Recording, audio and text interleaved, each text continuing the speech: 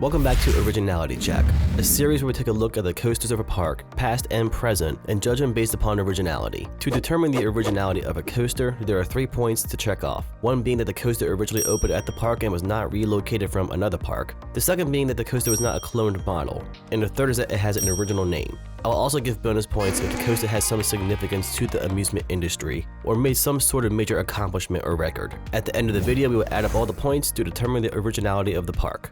For this episode, we're going to do things a little different, as we take a look at the coasters of Walt Disney World. Usually I only focus on one park per episode, but for this episode, since each Disney park doesn't have very many coasters, let's combine all 4 Disney parks into one video. For this, we will focus on only the Florida parks. Walt Disney World has had 12 coasters since the first park opened in 1971. With 12 coasters, Walt Disney World can score up to 36 points for originality. Now before we get magical and give every penny that we have to the almighty mouse, if you haven't already, make sure to drop a like on the video and subscribe to the channel. It helps me out greatly against the YouTube algorithm.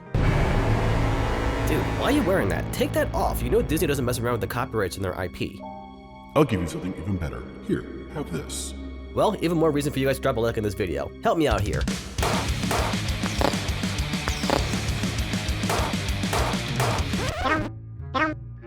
Balby? What the? Now you've done it. Usually I go in order from the first coaster to open to the latest. I'm still going to kind of do that, but we're going to go park by park.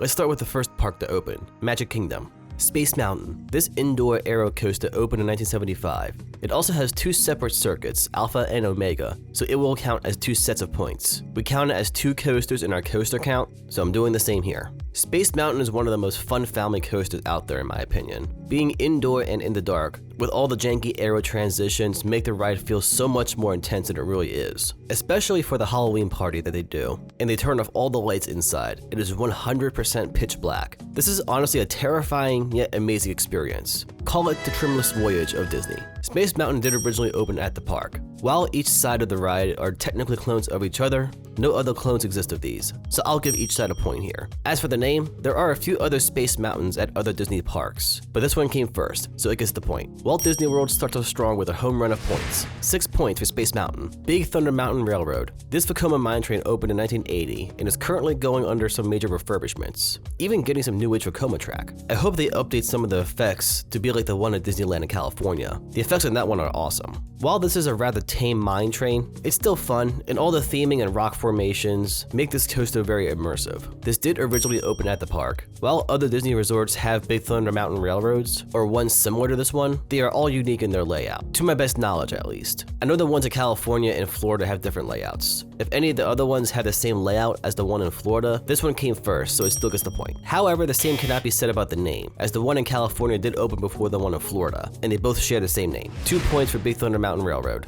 Barnstormer. I feel like this Vekoma Junior coaster doesn't quite fit in with the rest of the park, comparing to the immersiveness of the other family-friendly coasters here. It just seems a little lackluster.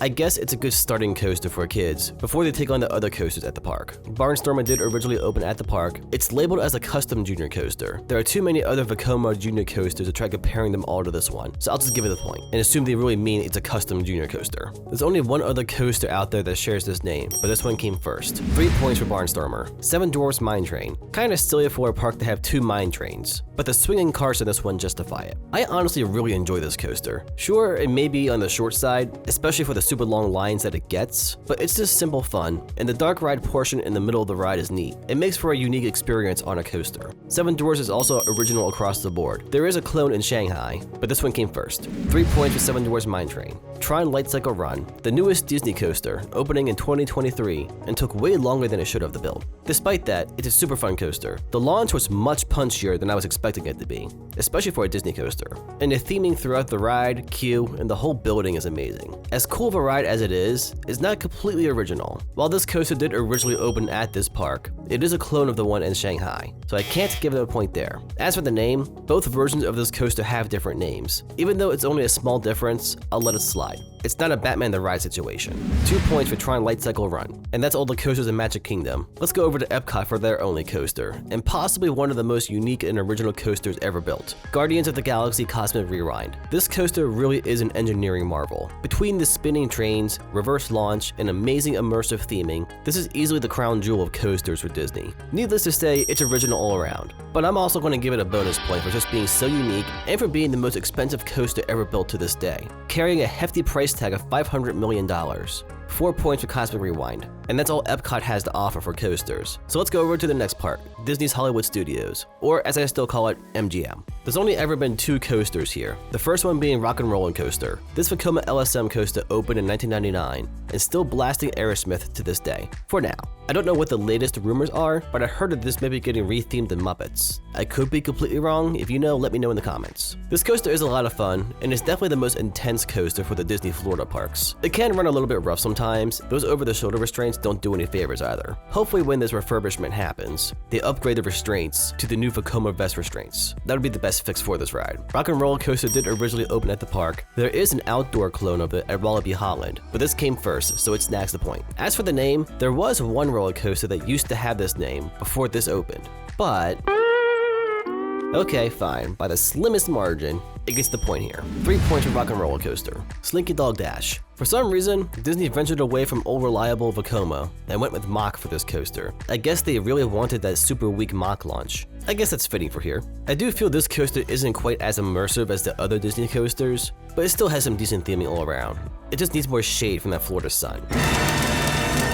Slinky Dog Dash is also original across the board. 3 points for Slinky. And now onto the final Florida Disney park, Disney's Animal Kingdom. 3 coasters have ever been at this park. 2 of them were side-by-side clones of each other, being Primeval Whirl. Same deal as Space Mountain. There are 2 separate circuits, so this gets 2 sets of points. This is probably the most out-of-place coaster that ever opened at the 4 Florida parks. It's a riverfront spinning coaster, and a commonly cloned one at that. The fact that one of these exists at Fun Spot and Six Flags America, seriously, why did Disney go this route? I guess they used up all the budget and the theming for the rest of the park, because this park is seriously a beautiful park. It's definitely the best themed park for the 4 Florida parks. These 2 coasters did originally open at the park, but as I said before, they are common clones. While both sides did share the same name, no other coasters share this name. Both coasters were removed in 2020, and I'm sure they are not missed. 4 points for Primeval Whirl. Expedition Everest. This coaster was a revolutionary coaster when it first opened in 2006, featuring 2 switch tracks in mid-ride, a reverse section, and being completely enclosed in a mountain. The backwards part is honestly very intense. I usually grade out at this part. And of course, there's the Disco Yeti.